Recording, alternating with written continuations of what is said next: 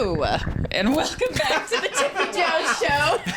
I'm Tippy. I'm Jo. I'm Kyle. And this is... I'm Shane. Shane, you are with Ernie Williamson Music, yes, which is why we have you here today. But not only are you with Ernie Williamson Music, you are also in Doc Otis. And Ernie Williamson Music has recently just started sponsoring stairwell sessions. Oh, yeah. Super exciting stuff. So lots of little tidbits there for us to talk to you today about. Not only that, but you have done some really, really cool shit. Yeah, we just want to know about the fucking stories you got, really. Like, Honestly, truthfully, What happens on the road is open game. We can absolutely talk about it. That's why we go on the road to tell these stories. It's been a while now. I can talk about it now. I'm not so statute of limitation has been reached. Pretty sure that's a thing. Sorry, Reverend Breezy. So, let's first talk about how did you become the manager of Ernie Williamson Music? Like, did you always want to manage a music store? I'm doubting that, right? Yes, I was 4 years old, and I was like, retail. No, I'd actually never worked retail in my life. I was on the road. We were touring with a named band. With the band I was with, we were touring with another band, and we had stopped through and we did the ACMs, the Academy of Country Music Awards, and my artists at the time, the War and Treaty, were on the ACMs, but we were getting ready to have breaks in between these other big tours with this other big artist, and with those breaks, you know, like with that band, I didn't get paid salary. So it was like if we weren't on the road, I wasn't making money. Mm-hmm. And so I wanted to do something, but I wanted it in the music industry still. Mm-hmm. Again, aside from like band merch, I never worked retail in my life. And so during the ACMs, at some point, I called up Marley Music Center and was like, hey, you know, like I'm from that area. I'm on the road right now. I'll be swinging through and I'll like, do you have any part-time positions open? And he was like, yeah, well, we'll see what we got. Yeah, sure. Just stop on in when you come back, you know, from wherever you're at. And so I did, and we got to talking, and I mean, like almost on the spot, the previous manager that I was sitting with offered me, after talking with me and just getting tales from the road and what a tour manager does, offered me a full-time salaried manager position to run the store. And I'm like, bro, I don't know if you like maybe missed the part where I've never worked retail before. Maybe not the best person to like start running a retail store. He's like, you know what, I need my job. Yeah, You'd be great at my job. I was like, what? Really clearly he was just trying to get out of there. Huh? No, I mean, that was part of it, but you know. Your problem now. Right. And Phil was just like, everything happens for a reason, and like I've been wanting to step away, but I can't without finding somebody good to fill it, and I think you'd be a good fit. Like, I think this happened for a reason. I'm like, man, again, never done this before. I've still got like multiple tours coming up, you know, but anyway, they let me just kind of try out basically. And so between tours, I was working part-time and getting trained. And luckily for me, the gentleman that owned at the time Marler Music Center, Bob Monks, great guy, he used to tour with Gloria Estefan. So I figured trying to find anybody around here that knew anything about what I'm a tour manager. Great. What the hell is that? Like, nobody knows. But he did, because he had spent time on the road with a very large artist at the time. So he knew what a tour manager was, what they did, what was on their shoulders, and what it took to not only like get the job done, but to do it successfully without burning any bridges or losing your mind for like the 10 years that I've done it for. And so, yeah, they gave me a chance. And between tours, I did that. And my last show was at Riverport on, I think, July 21st of 2023. And I bid my farewells and figured the road's not going anywhere, but this potential opportunity, like, it is not going to be around forever. So I can always do this. If for some reason I don't like it, I can always go back on the road. And I've been here ever since. We're, you know, like going on a year and a half now. And I thought I'd be crawling out of my skin, right? Yeah, absolutely. To get back on the road, but I'm loving it, especially the part where I get to play a big role in new musicians. Like this fall, you know what I mean? Junior high on up, and I've had several band directors already, including the people over at the Mineral Area Fine Arts Academy, have me in to talk about my, you know, career as a tour manager. And when I was, you know, playing music for the first 3 years, I was on the road and doing everything. And that's been really great. And being able to talk about it and share that with them and field questions and, you know, actually have a tangible potential effect on up and coming, potential musicians. Yeah. That's something I think is really cool about the music community, especially in our area. I feel like everybody is so nice and willing to like share what they know with just about anyone. Right. To a point, to an extent. My experience is a little bit different because I've straddled the world of like, once I came off the road, I started doing community band, and it's not necessarily them, but before that, and they're awesome, and the musicians like that are playing the venues, whether they're doing, the 3 to 4 hour cover gigs, or whether they're trying to do their own music, and locally and in St. Louis and wherever, great. But there seems to be this really weird, like almost divide between the two, and I'm a rock and roller. Oh well, I play the sheet music that's in front of me, and it doesn't need to be there, and I don't know that it's actually there. Maybe it's just my brain that picks up on it. But like, I can kind of, if I'm talking about my band at Doc Otis and what we do and stuff like that, I can just see eyeballs glazing, like, oh yeah, you're a rock and roller, Or I'm talking to one of my rock and roller guys. Yeah, man, we did community band. He says, oh, community band. Yeah, sounds like a blast, bro. But 3/4 of my band is I don't math well. A number of the people in my band are also in community band with me. Big number, any number, don't matter. Pretty big number considering the band. Is actually in community band as well. Well, that's one thing. So, how many members are in Doc Otis? Well, we had 5, and then we added a sousaphone. Then we lost a sousaphone and added an alto saxophone player. Oh. So I'm actually in progress while we're currently re-recording our last album, because we released it in 2018 and I've never been happy with it, because anyway, for a myriad of reasons. But now our soundscape is completely different. The intensity at which I sing and the proficiency at which we play, and even the songs themselves have changed to one degree or another. We've added in trombone, an alto saxophone on top of the tenor and bari that I'm switching back and forth on, and I'm writing the alto parts like it's a trumpet, but keeping it an alto because trumpets hurt my brain.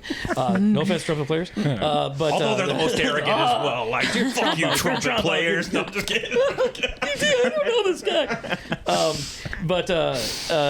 So right now we're back to 6. And with this, we're re-recording the last album, and actively, as we're re-recording it, I'm writing and recording the alto sax / trumpet style parts for the new alto saxophone player.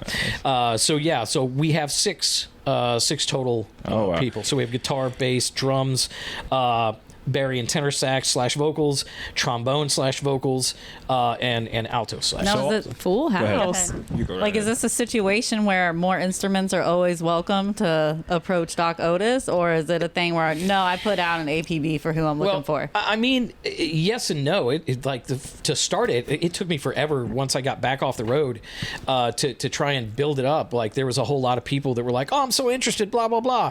And then they might like reach out and be like, yeah, I listen to your stuff, and listen, man, I really want to do my own thing with your stuff. And I'm like, what? Well, that makes no sense. You probably need to just put together your own band.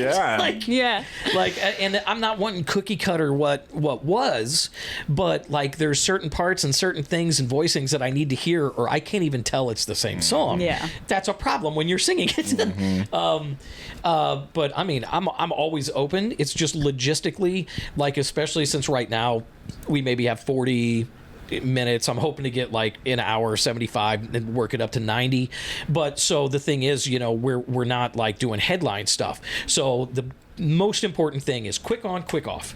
As easy as possible for the sound people, as little time as possible to respect the other bands and the audience. When you got more than like a 15-minute changeover, you lose people. Yeah. And that means the people playing after you aren't going to have the same people. You know what I mean? So it's really important to me. And the more people you have, the more potential logistical issues you have. So I've been focusing lately on building our own PA system and sound equipment, so which I'm missing one more sub woofer. That's it. I've got everything else is built. That's you were showing us all the stuff, and I was like, oh my gosh, we went down there and you were showing. I was like, this is amazing. Yeah, and it's all. I've got it all now. I've got the mains. I've got the subs. For like small to medium-sized venues and even outdoors would be fine. And I've got everything to where I could run like an entire show, you know. So two opening bands, even if we're like the middle band and the others, and then I own pretty much all the equipment, the drum set, the bass cab. It's one thing I learned from being on the road is like, if you're running a band, having the equipment that your band needs, that's paramount. Yeah. Especially in a place like this where it's like, yeah, man, I had to sell my drums. Not that my drummer is not that guy, but my drummer is so busy. Him trying to tear down and set up drums with all the other projects he's with is ridiculous. One of the 2 drummers in St. Francis County is the joke, right? Yeah, yes, absolutely. And love you, Steve.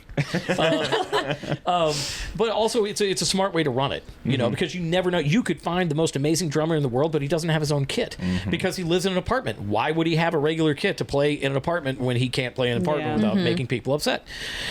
So anyway, you know, I own most all the equipment, so I have no problems using it as backline for other artists, which really saves a lot of time. Conversely, I don't really like people. Like, I don't want to use any other backline than what I've got. But if I'm putting on the show, then whatever, you know? So, you know, I've got the amps. I've got, you know, all the PA equipment and everything. I've got a guy that I went to high school with that has a huge lighting setup that's amazing. He's really good at it. So anyway, I'm taking my time, building everything, planning everything. Then we'll be testing everything. And then, So it's funny, as you were describing the band, the thought in my brain the whole time was like, fuck, we got to find a bigger stairwell, because not only is that a lot of people, those are some large instruments. Well, and I think, you know, I mean, but Steve and I have talked about it because I haven't done this. I've watched your stairwell sessions, and they're amazing. And I'm like, man, but the sheer volume and intensity that we play with, we can lower it down, but we got to figure out how to stagger people, you know, like, for volume. Otherwise, people are going to be leaving like, I didn't hear anything for a week. Right. Well, Doc Otis started out as a 2-piece. It was guitar and saxophone. And we bust New Orleans. We'd always kick it off like in St. Louis or here or whatever, and we'd head down to New Orleans and sometimes hit up Jackson, Mississippi on the way, and we'd stay in New Orleans before Mardi Gras, through Mardi Gras, and then we'd leave there and hug the Gulf Coast all the way over to the East Coast and then start working north and then start working back and end in St. Louis again a few months later.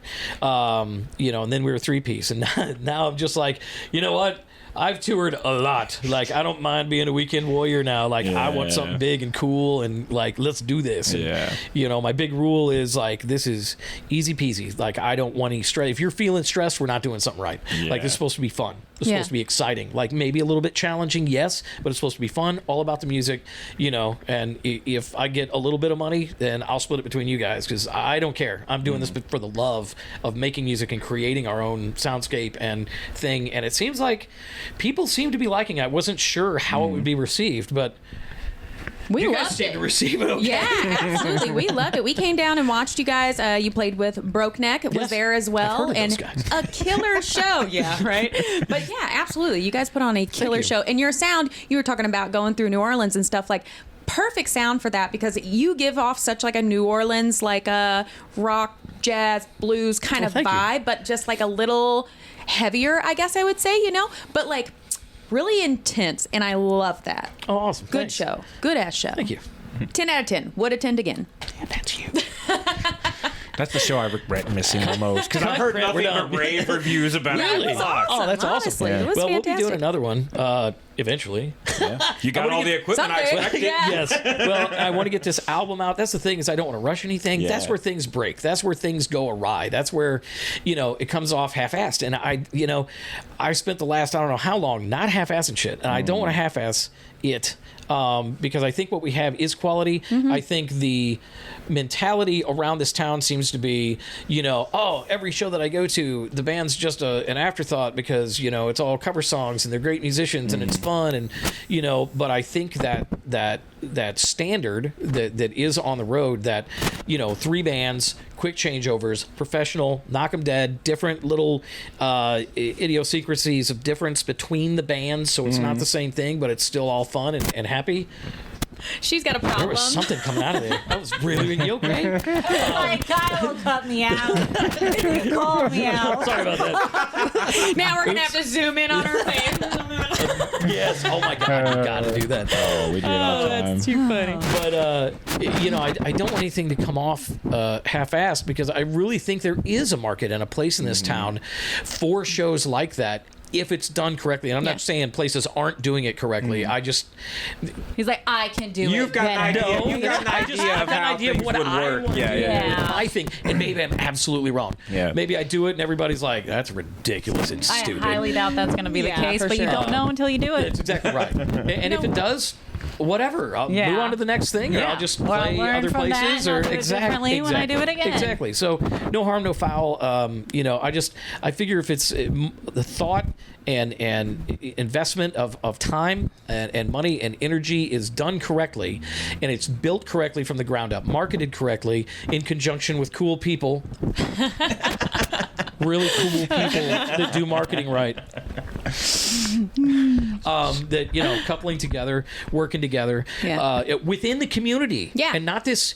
I've seen some infighting, maybe not around here, but I've seen infighting where it's like, oh, we're better than that, and those people are better than that, and that's not what it's about. It should be about the music, and just come together and having a good time, working together as a community to produce something fun that everybody can enjoy on whatever level. And so I figure if you do that, you can't lose. But even if you do, then you just learn and you move on. No big deal. So, well, I will say that, like, we can definitely tell you're very passionate about what you do, and you're very passionate about your music and the time that you have put into everything. And like, you came down to the store the other day and you talked to us 5 fucking hours. You never shut up. But that's just who I am. You are so like in it, and I love that for you. Like, you're so passionate about it, and that shows. Like, everything that you guys are doing, like, your passion really shines through in your music. Oh, thanks. The way that you work out your set list, like, dude is like OCD, I'm telling you. Okay, everything is so meticulous. But I mean, it's great though, because that really, it's so professional. You are the most professional band I think I've ever seen in person. That's because he has the most professional experience of anybody. I don't know about that. True. Thank you. True, Wow, for real. that's huge. Thank you. Thank you. You're welcome. I forgot about the set list I've been making. Yeah. Like, for people. I'm just proud of the lyrics. That's all. I think it looks cool, and it's free. Yeah. People love free shit. True. Yeah. So what got you into music to begin with? So how old were you when you first was like, music is for me? I don't know. The first time I had a saxophone was my stepmother had a saxophone, and she was teaching me piano. The basics on piano, and then I always thought a saxophone looked really, really cool. And that I remember I was watching Mr. Rogers, and it was one where they were showing the making of a saxophone. I was like, that's insane. And I've always been a fan of Dr. Seuss, Rube Goldberg, whatever. And then this whirls over here, and it cracks the egg, and then that moves here, and then that hits this, and this goes up, and then it, you know what I mean? This hits this. That is a saxophone. I'll tell a parent, I'm like, you got to understand, a saxophone is like a Rube Goldberg cartoon come to life and gone horribly wrong. Like, if one little thing gets bent, it's all over. And I just always thought it was neat. Oh, I hit this and that goes up, which opens that but closes that, and it makes this different sound. How neat. And you say neat, in my mind, I'm like, that's too complicated. As long as it's working okay, it's not. But on my first tour, I sure learned a whole lot about how to fix one's own saxophone with very odd things, from chewing gum to duct tape. Never use duct tape or chewing gum. Rubber bands. Never use rubber bands either. Bring it to Ernie Williamson. I made music. a lot Just of bring it straight to It's Ernie true. Williamson. We got a really great repair tech there. And if he can't fix it, we got other repair techs that can. But yeah, I just thought it looked neat. It sounded cool. The thing that almost ruined it for me was Kenny Gorlick, who you might know as Kenny G. He used to be on the ska circuit in Seattle at Kenny Gorlick, but then he did other stuff, and I used to hate it in school. My stepmom took me to a Kenny G concert, and like, he did the circular breathing and played one note for like a stupid amount of time, and even as a kid, while she's going, oh my God, I'm like, Jesus. Pass out or move on. Like, geez, oh, Pete, I'm so bored out of my damn mind. But yeah, I just kept at it, and I've never been a strong reader, but I can play by ear fairly well, and I've always considered myself just so I don't feel bad about being so shitty of a horn player, a rhythm player. You know what I mean? And you can hear that in my playing. There's a lot of rhythmic stuff. I like sitting in the pocket with the bass and the drums. You know, that's really where I find a good home. And then I'll venture out of that here and there. But I'm not an amazing player. I love to play. But yeah, it actually started with my stepmom and Mr. Rogers and Rube Goldberg. I don't think I'm normal. I don't think that's what people are supposed to say. But that's the truth. So, and I know you know how many different instruments. So piano, I'm assuming. Did you Not figure well. out? You're like, I didn't figure it out enough. I can play a couple things. Right. But, well, and so I originally started recording stuff after a really, really terrible divorce and slash experience in my life, and I called it Dr. Porky. I think it's on Spotify. Anyway, and I put things together myself. And so different things that I either knew how to play them a little bit, or I learned how to play them so that I could put something together. Like in high school, I learned how to play flute for a flute duet and jazz band. And then I can play clarinet because I cannot stand the tone of a soprano saxophone. But clarinet sounds so cool. So I can play clarinet a bit. And flute a bit. I learned guitar just so I could write songs, and then bass, more for just so I could put something and have a low end on some of the stuff that I recorded. But that's pretty much it. Saxophone's my main instrument, and the other ones are just kind of like I know enough to be dangerous and crappy. It's out of necessity, kind of, right? Yeah. And then find someone. Oh, you can play guitar. Can you do this? Only well, you know. You're like, I want it to sound like this, but a little better. But like by a real guitar player, not me. Can you do that? Anyway, that's kind of how that goes. Yeah. It's funny to me how all the musicians we meet that play, at least dabble in multiple instruments, are so humble. Like, they're like, oh, I tinker here and there. And then I hear them, I'm like, you're a fucking liar. You're good at that. Yeah, like Hickabine, Oak. I know you've had both of those guys on here. I mean, what? So you play mandolin? Right. Yeah. What do you mean? Shut up. Or to quote Josh Hickabine, shut up. Yeah.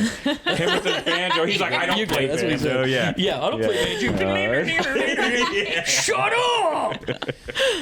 No, it's so true. And it's what I really thought I was going to hate retail. I really did. I thought I would hate it.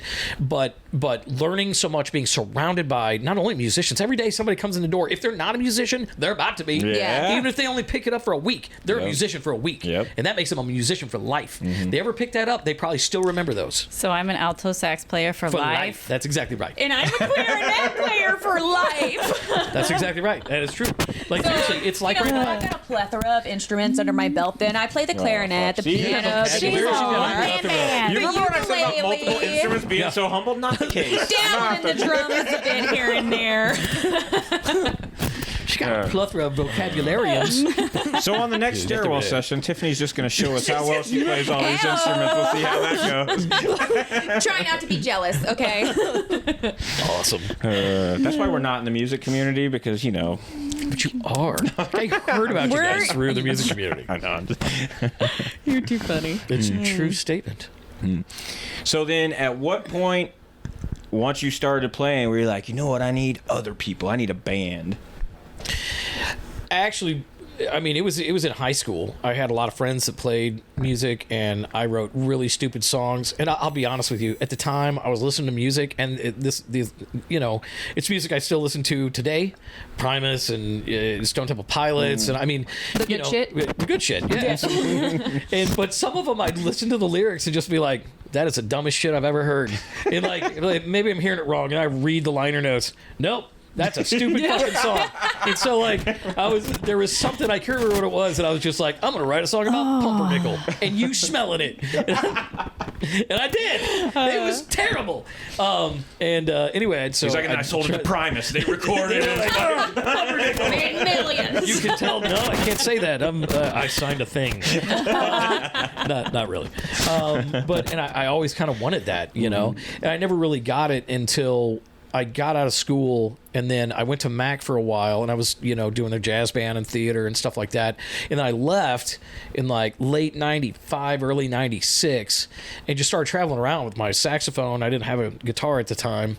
I think I sold both guitars I had to afford to go somewhere. And I just started this thing where I'd hop a Greyhound bus and I'd just go. And like, I found out that wherever I go, as long as it's a tourist place, like my first stop was Mackinac Island, Michigan. Never done anything like that before. And like, not only like tourist places are great, like, because not only are they always hiring, but a lot of times they have like employee housing. So you don't have to put down like a deposit or anything. You just get a job, and then you got housing, and then poof. And then you find other musicians, and next thing you know, I'm like, oh, you play saxophone? Oh, you can get up. Oh, we're a blues band. It's like 80-year-old guys like, all right, you should get up here and play Mustang Sally. How does that go? Oh, it goes. Right, Sally, right. Just do that on saxophone. It'll be great. And so I did that. And like, the more blues bands I played with, the more blues songs I just knew. Yeah. Like, I remember I played with the Kansas City Street Band, Bummer the Drummer Ward, at my first show with them. We were doing, was that? What song is that? I don't know. We're probably Next, don't name that tune. I'm over there looking like, he knows it over there. There's at least one person watching that's like, oh yeah, that's that. I don't know. Josh Hinkabine. I honestly should know it. But anyway, it starts out with a saxophone part going, some street band. Anyway. I know what it is. Yeah. Something street. Something exactly. Street. Yes. It's that band. Something street. Yes, absolutely. Yes. Baker Street or something. Yeah. Anyway, everybody in the world knows it except for me. And so this is my first time playing with them, and it's one of those 3-4 hour, cover band shows. And like, this is my time to shine. And Bummer the drummer, he's the drummer, but he's the leader of the band. And he's like, you ready? And I'm like, yeah. He's like, go. And I go, mwah. Oh, no. And I just froze. I was like, no. And I look at him, and he's back there. He just goes, The disappointment.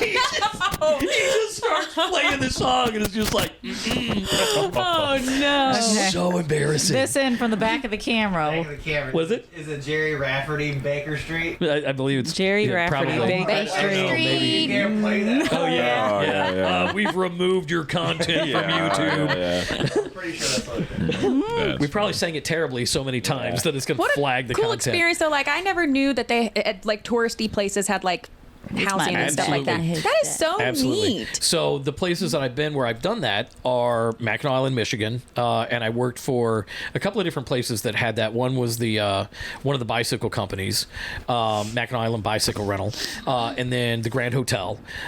They did as well. And those are pretty much, I worked for the Arnold Transit Company as well, but I was already grandfathered into the place I was staying at. So anyway, but yeah, it was really awesome. And, I always wondered like how people can just do that. How you can just pick up and be like, you know what, I'm just gonna. Yeah, and I had a lot of people that were like, oh yeah, I'm gonna do that. I'm gonna.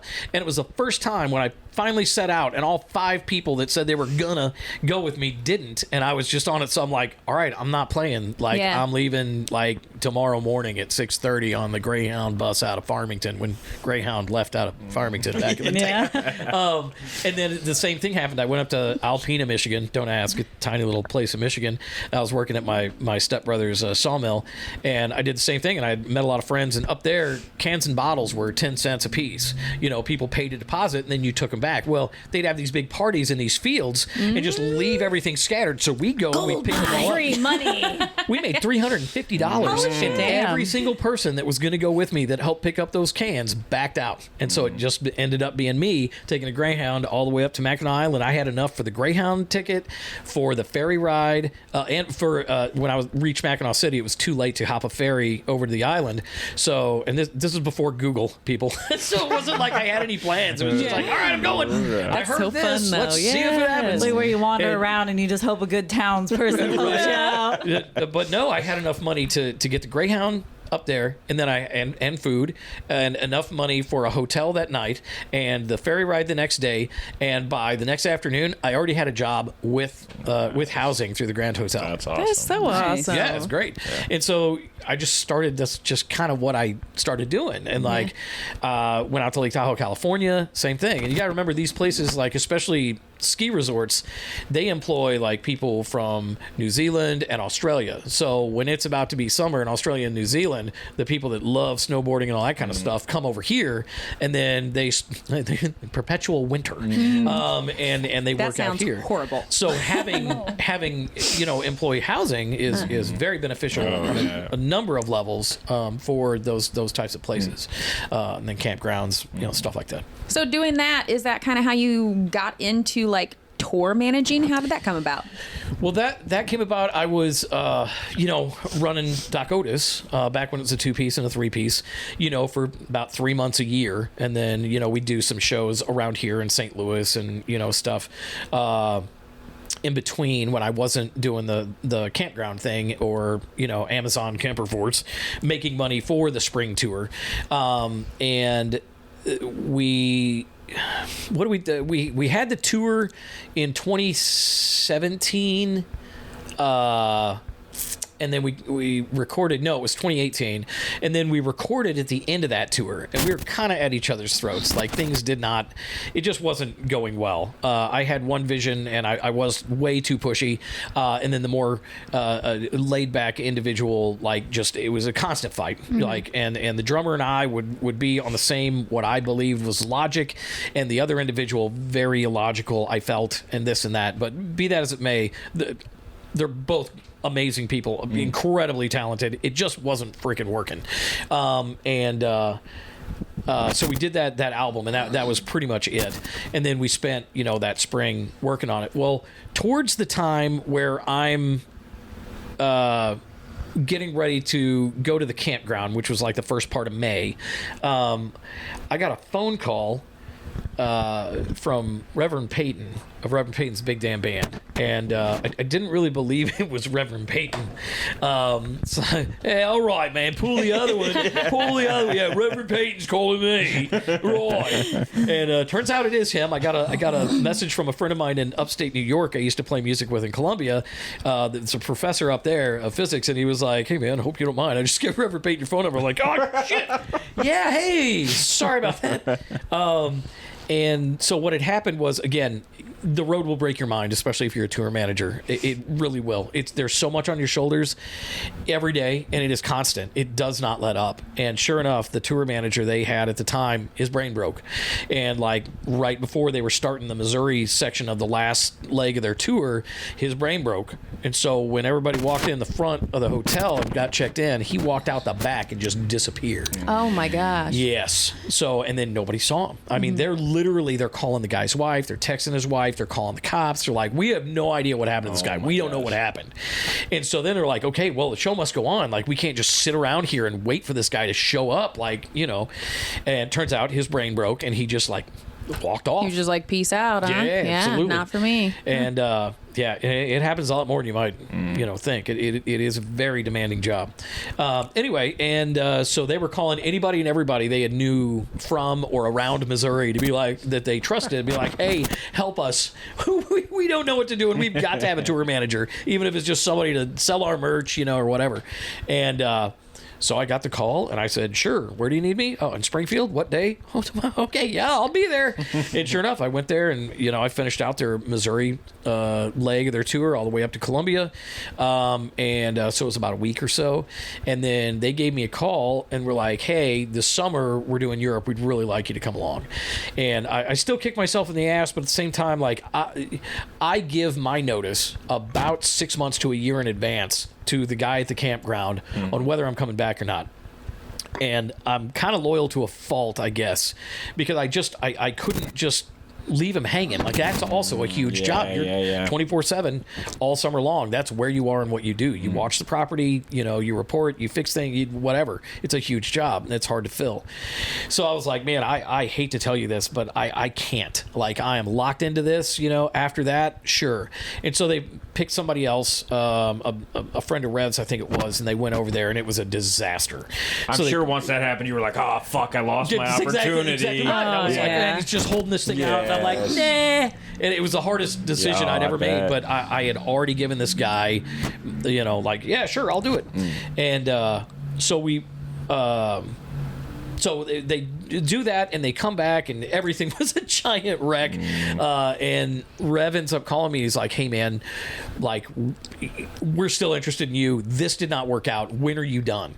And I told him when I was done. He's like, all right, I'm not sure of an exact date, but we'd really like you to, we'd really like to try you out on the road, like full time. We'll pay you salary, blah, blah, blah. Like, all right, cool. And so meantime, we're like doing mix downs and everything on the album we recorded, that spring, which was like our last hurrah. And it was terrible because the guys were more interested in like drinking and smoking and having a good time, which is awesome. But when I say, hey, we should probably re-record that, I mean, we should probably re-record that. And they didn't want to, and I didn't feel like another fight. So I just, sure. So I've never been happy with the album. But anyway, comes to the album release, and it was September of 2018, and we did the album release party, and I found out that night, right before the show, that 2 days later I'd be hopping on a bus with Rev and disappearing into the sunset, which I did for like 5-6 years. Like from then, boom, for the next 5-6 years. What an awesome opportunity. Yeah, and I couldn't pass that. Like, I wasn't about to be like, no, again, I got to travel all over the world and do things and meet people that I never thought, well, I'm sure the way you passed up on the Europe opportunity because you already had a pre-existing like thing you dedicated yourself to made them maybe feel a little bit better. Like, he might not crack and just walk out. If he does, he's going to tell us. Right. And I believe that was probably part of it, but I still, there's still a part of me that like, man, I could have just like started then. Yeah. But you're right, that, and that did cross my mind at the time as well. I'm like, what kind of, tone does that set for who I am and how I can be trusted by somebody that's relying on me for literally everything on the road. Yeah. And Max was my best man at our wedding this last September, and he had brought up, he's like, this man, I have watched the sun come up, in Finland and Sweden, and we've watched it set off of some exotic island off the coast of, believe it or not, Canada, and he has run my life for years. He has told me when to get up, where to be, when to be there, when to play, when to go on, when to come off, like when to sleep, when to eat. Like, this guy has run my life. And I hadn't really, thought about it like that exactly. And he was like, so you're in good hands. Secretly, I'm like, I'm not doing that anymore. Now he's like, tell me what to be doing. Where am I supposed to be right now? Oh, Max is awesome. But, anyway, he was actually one of the impetuses. I'm sorry, what? I don't know. One of the impetuses. Okay, sure. Impetuses. Look, you used plethora earlier. I can at least try and make up a fat word. Plethora. But, he was one of the people I had talked to before making the decision to go ahead and like come off the road and do this. He had started River to River Community Records, which is still going on today down in Carbondale for people of Southern Illinois. And I've worked hand in hand with him doing graphic design and different things like that for him for the record label. And it's a not-for-profit record label that is helping artists all over Southern Illinois get their stuff out there. Awesome. And he produces 7-inch vinyl. So and awesome. It's really, really great what he does. Cool. And seeing him be able to like go back into his community that has given him so much and that he's come from to like give back and help different things, I kind of was like, man, the St. Francis County, like I've kind of talked shit on that place for so long, for so many years, for what I believe are pretty valid reasons. But instead of bitching about it like a typical St. Francis County person, maybe I could potentially be a part of some sort of solution or some other avenue. Yeah. Not that I'm all that in a bag of chips, but least it's you're got to doing start something, somewhere. yeah. Right. Like what you guys are doing is amazing. Oh. Like no, seriously, the support that I see you guys getting and the words that I hear from people all over the community, not just musicians, about what you do and how you do it, and even the stuff that you put out there yourselves and how you're like, hey, togetherness, community. I'm going to do this thing for these kids. Oh, it's going to rain. I'm going to talk to this person. Oh, look at the good thing that they just did. And then you called us up, Ernie.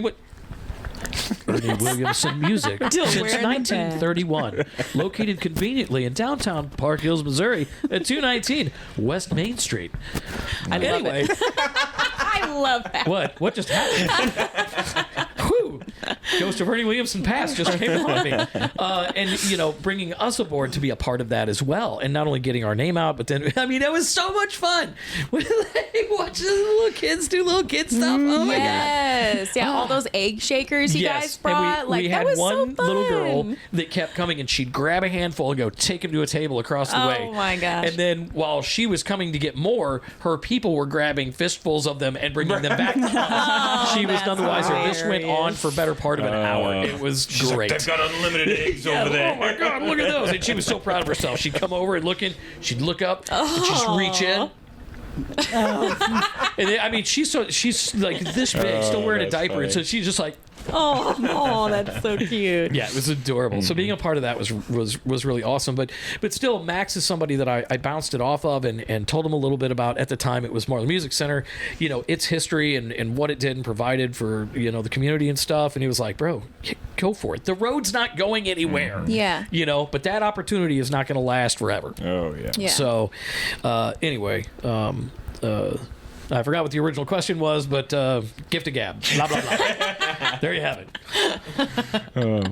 No, awesome stuff that you guys are doing down there, though, at Ernie Well, thanks. Williamson. I love that you guys give back to the community in such a big way all the time. You guys are very involved with school programs and making sure that kids have what they need to be musicians. Right. And that's a beautiful thing because Absolutely. music is so important. And I think we all know that by now, of course, but it is so huge to change people's lives, you know. Lots of studies done on music and kids who play music and they have higher IQ points, they get better grades, like helps people through a lot of hard times. There are just so many different ways that music helps, and I think it's really cool that you guys are like a starting point for that. Are you sure that's right? Have you met me? Yeah. That doesn't sound. None of that is gaining traction over here. It's funny because all the musicians who come in here are like, I was just real dumb, but I was good at this guitar. That's true, that's true. Every single one of them that comes in here, that's what they say. They're not dumb. They're intelligent. Just walking. That's the thing. Like, Yeah, their that's their intelligence language. plays there. Like, that's the I got all the brainses. They up here in my head parts. Maybe not all of them are super smart, but I know a lot of these guys, and they're great. And you're right, they're absolutely humble. You know, Oh, especially yeah, like, it is. you know, those broke neck kids, and you hear them play and see them, you're like, what the? And then you know, like you go and see a different show, like what they do this. They do an unplugged set that'll blow your mind. You know, some of the same songs. You're Yeah. like, what? And then a lot of those same guys will hook up with. Casey Reeves Yeah. and do like the Reeves Reeves Rovers. Rovers. Reeves Yeah. Rovers, Once and a then the St. year. Patty's I Day think we thing. all look look forward forward to to it. it Yeah, now. the St. Oh, Patty's I Day think show so, that they do is Yep. absolutely stellar. You know, it's really great to we have see. them in the stairwell too. Oh, no kidding? Yeah, so if you want to check out Reeves Rovers, you can look at it That'll on be on the the Tippy Jo Show YouTube page. Never heard of it. Stairwell Sessions. I was kidding. I subscribed. Like Yeah. and subscribe. Yeah. Share. Yes, please. It'll go away in a Are you second. gonna skip that? Commercials on our own shit. Man. Ridiculous. What are they buying off Amazon? I want some. Oh, it's an inflatable thing. I want that. Oh my God, it's working. Where's my phone? I muted that earlier because I was like, oh, once that goes to commercial, we're gonna hear it. Shane called it out though. Don't worry. Nothing gets past this Sorry guy. about that. Sorry, yeah. I'm worst. so Not the funny. Like, worst. watch what you do around managers, tour managers. They see Tour it managers in are, them. like their thing is details. Yeah. Like that is everything because like I don't know. It's like nobody even knows most of the time. Nobody outside of the industry really knows what they do or that they even exist. But I mean, every single detail from when the bus leaves to when and where it's supposed to arrive and how.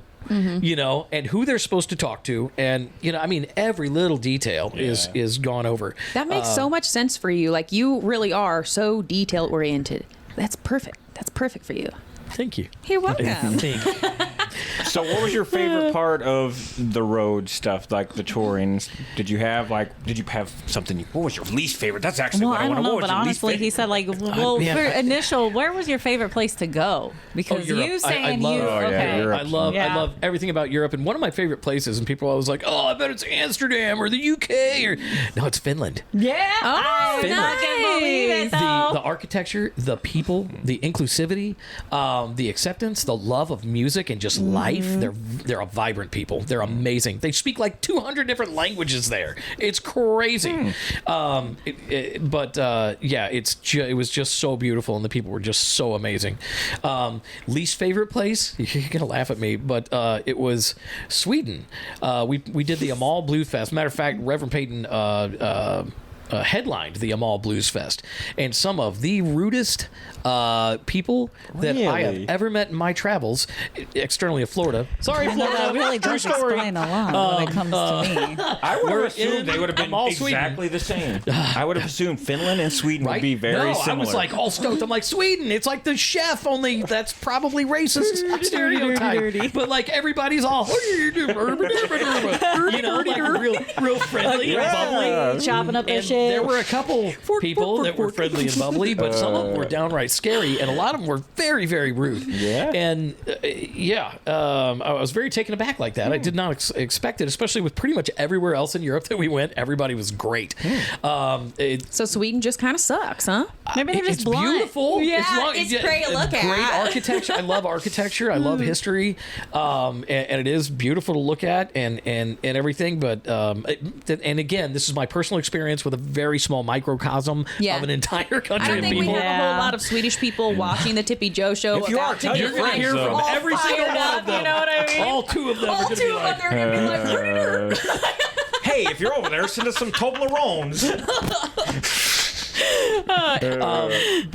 I absolutely love Europe, and the dichotomy of what is actually over there versus what you hear from talking head pundits over here. And I'm talking about everything from roads to medicine, and everything like that. It's amazing once you get there and you actually spend like real time and have real experiences with these concepts that they have all over Europe, and you see it at work, and you talk to the people that have lived their lives with this kind of thing, and then you come back here and you hear all these people talking about what they think it's like.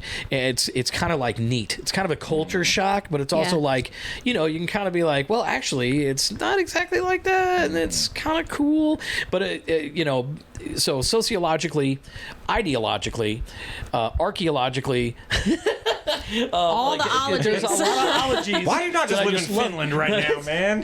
You should be running a music store in Finland. Yes, but I really loved Europe. Really gave you just really get a lot of substance. You get a lot of experience. You get a lot of information. You know, there's the history, the architecture. It's just an amazing place. Amazing people. Favorite place, would be Finland. Nice. So what was your favorite part of the tour managing? Did you just like going all the places? That was the best part? Or honestly, the easiest was my favorite for a multitude of reasons. And one is because like when you're touring with some of the bands, yes, I'll name drop, like ZZ Top, you know, a lot of the stuff, yes, you're still planning and everything, but like ZZ Top's folks are doing most of the planning. So I'm in contact with their production manager, stage manager, their tour managers, and they kind of tell me, like, they're just like, you need to be here at this time, pull in this way, back in that way, we need to hear this, and then this is when this starts. And that. So I'm not having to like get with all the venues and be like, here's this. I get our our hospitality writer, and I just give it to ZZ Top's people, and then they get with the venues. All the details are just kind of handed to me, and I'm like, it's way easier to get shit when ZZ Top is handed it to you. Yeah, and plus on those bigger tours, we're typically on a bus, and like there's a certain place, like I have a cubby that is my cubby, like where I sleep. I call it a coffin, and it's always on the floor on the driver's side over like the generator, so it just lulls me to sleep. No, seriously, like everybody just knows like that. No, that's not happening. Maybe whatever. I'm like, all right, that's mine. You stay out of it. And then I also have like my whole desk, and then above that I've got like cabinets, and one of them has a safe in it for all the cash, and like I've got my little world. It's like stay out of it. It's my world. And when you're touring otherwise, like in a big van, you pretty much get a row in the van that belongs to either Rev or Breezy or Max or whatever, and like you're just kind of like, all right, I want my row back. Okay, I'll go just like sit in the front passenger seat or drive, I guess. So it's I love being on tour with the larger groups that we've toured with, because it makes my job, my life a whole lot easier. There's another stage manager managing you. That's exactly right. I'm being I don't have to think so much. And if something goes wrong and it's not my fault, I can legitimately like, I'm just pass along the information to I'm trying to make sure we don't get kicked off this tour, kind of thing. So that'd be my favorite, and also because you get to hang out with those folks. Because in the end, like whether it's Stapleton and his crew, or ZZ Top and their crew, or whoever it is, like the Dead South. Now those guys are fun. Oh wow, they're just they're great people. Okay, I'm not going to go into that story. But we got very drunk together, and I don't get drunk very often, and it was a whole lot of fun that I do not regret. Anyway, and hanging out with them and their whole crew and all their people, and everybody's just a person, and it just becomes this thing like, this is my job, but we're just hanging out, and like hanging out with Billy Gibbons. Like if you had told like 14-year-old Shane he was gonna be hanging out like literally on our tour bus with Billy Gibbons, I'd be like, pull the other one, right? Reverend Payton's called me. Right. Billy Gibbons is just one of your work friends now. No, I was still like, oh, guys, Billy Gibbons. That doesn't go away. But as a tour manager, you can't be like, you can do that in your head. You gotta maintain professionalism. Play hey, cool. Billy, how's it going? I called him Mr. Gibbons. He's like, it's Billy. Yes, it is.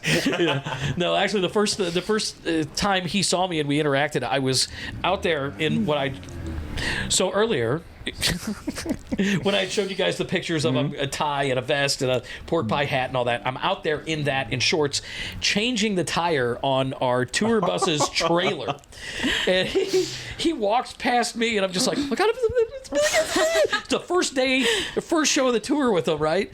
And he walks past me, and he goes over to the gate, and he like comes back with a shopping bag. Like, he had a runner go and get him groceries, and he's like walking back by, and he looks at me, and he goes, watching you worked up an appetite for me. And he just like kept on walking and disappeared. That was my first interaction with him. Like, how you like them fucking apples? Billy Gibbons talked to me. Did you see that? Nobody? Shit.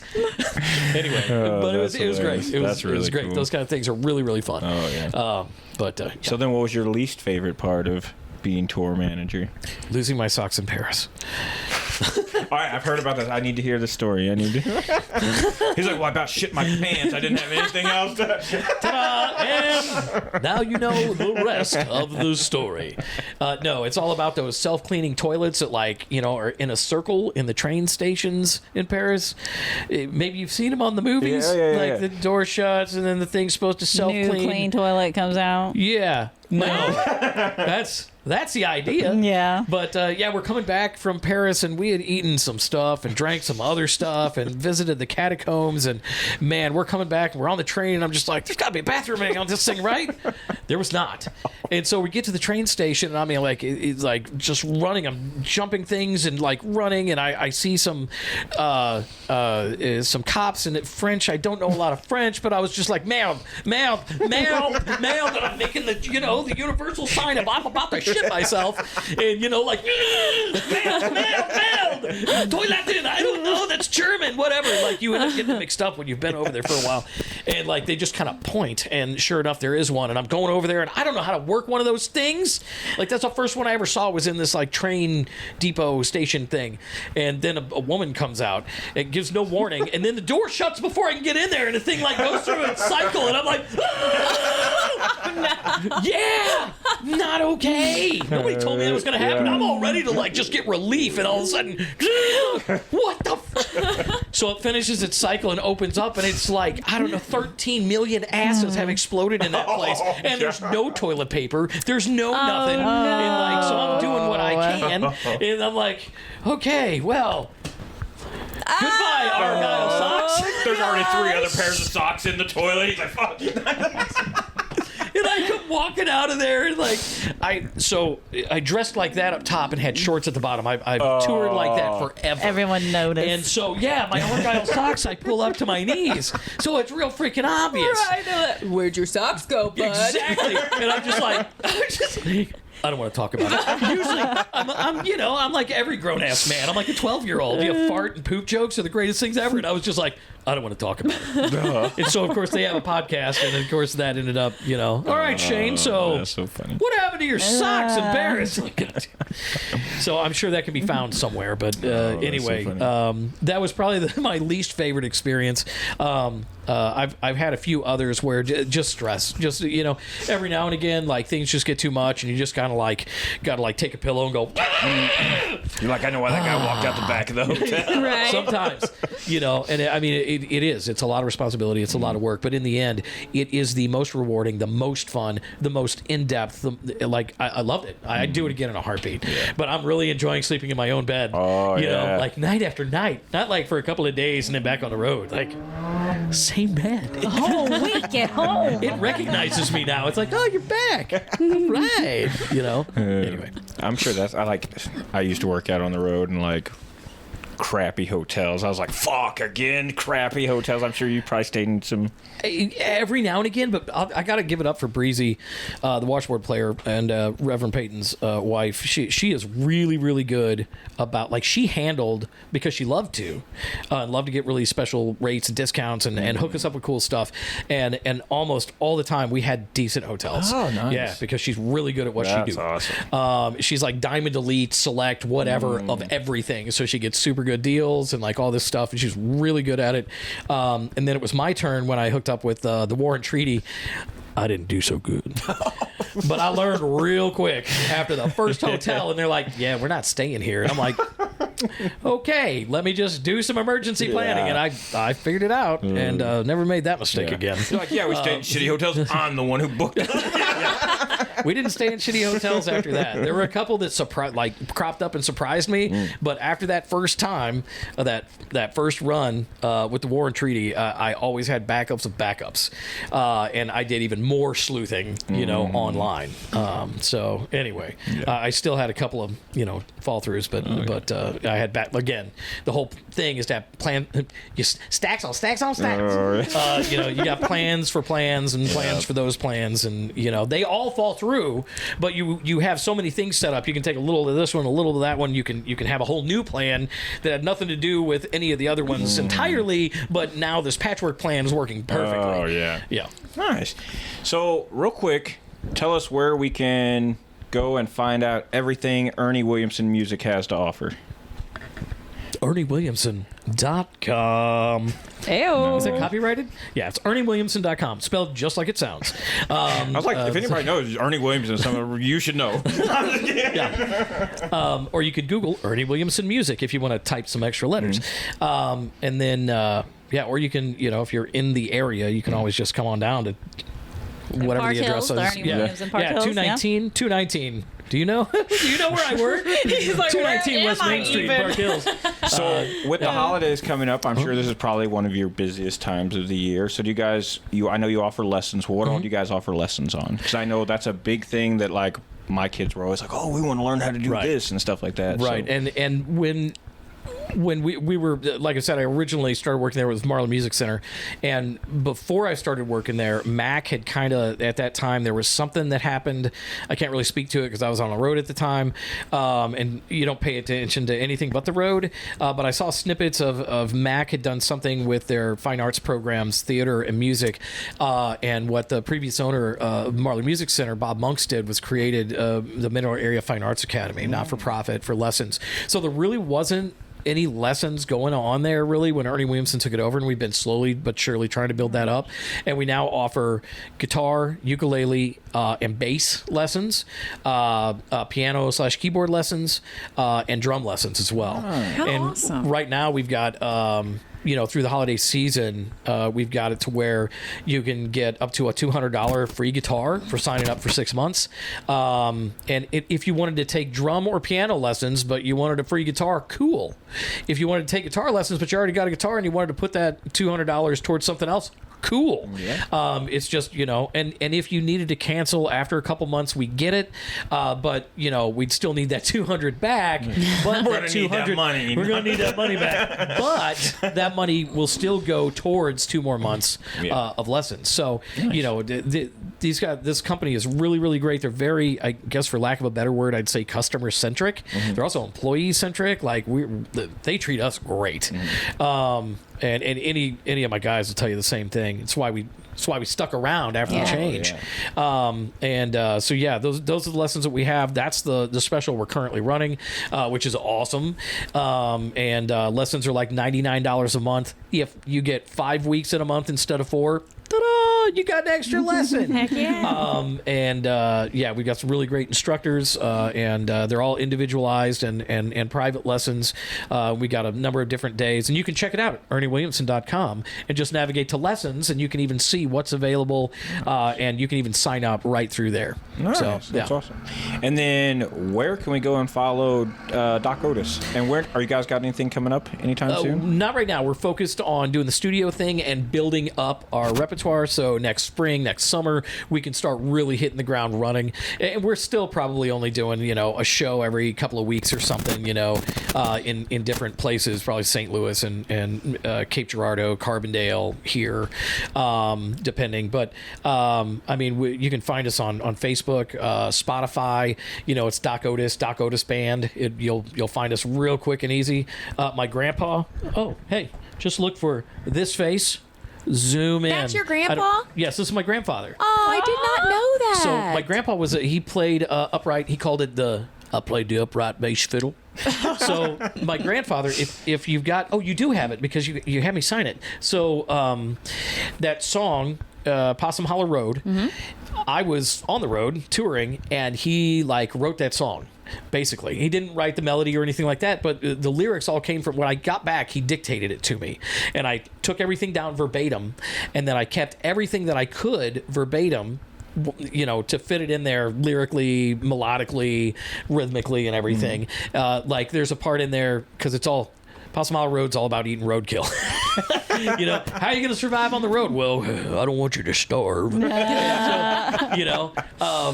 even from Old Jalopy, you're driving your old jalopy. And then, and he even you got to cook it twice, and it turns out tender as a mother's love. And that's actually in the lyrics. Turned out tender as a mother's love. This is mighty fun. Anyway, but he pretty much wrote that. But he's a huge hero of mine. He is probably my biggest hero that I've ever had in my life is my grandpa, Tom Sloan. And for anybody that's been around this area for any amount of time, he owned Headquarters Barbershop in Farmington forever, which is across from the post office in Farmington. I know. With Bob Bone. Yeah. And he's my absolute hero. And this was it's an artist rendering of an actual photo that I took of him. But you can find us at docotisband.com. And we got an Instagram that I haven't posted to in a long time. And Check we've out got MySpace also. yeah. Tom likes us. Why don't you? And then Facebook and like I said, Spotify. We're also, turns out, after numerous submissions, finally on Pandora. Woo-hoo! I know, right? What? I didn't know that was going to be so hard. That's what we'll be listening to tomorrow. Yes. But yeah, so those are pretty much the ways you can find us. If you really want, if you want notifications of when we're playing next, not bands around town, bands in town is an app and an online space that you can get notifications, and you can sign up to follow any bands that you like that are on there, big or small, and we're one of those. So if you wanted updates, I always put out a thing on there, and you'd get tagged wherever you're at. You know, hey, Doc Otis Band is going to be playing a show near you on this day at this time. Really, for I'm this like, much why money. have we never heard of this? Yeah, and you We can need even that. like upload your set list to it, so people can see what songs you're going to play. And you can tag any other bands that are already on there. And I've added a few that weren't on there, you know, just to be like, okay, well, these guys are going to be playing with us, and these guys. And then you can put the place that you're playing with the address, the times, the lineup, everything. So it's a really handy thing that you can use to follow small, medium, and large How bands. neat. Yeah, all that you want. So Wow, very yeah. cool. Yeah, bands in town. That's great. Love it. Well, awesome. Hey, this has been a fantastic time. Yeah. I mean, I didn't do That anything. makes you mad. You're like, I just did that thing I do where I talk and talk and talk. well, you're pretty good at talking, so thank you for doing that with us today. Even that one word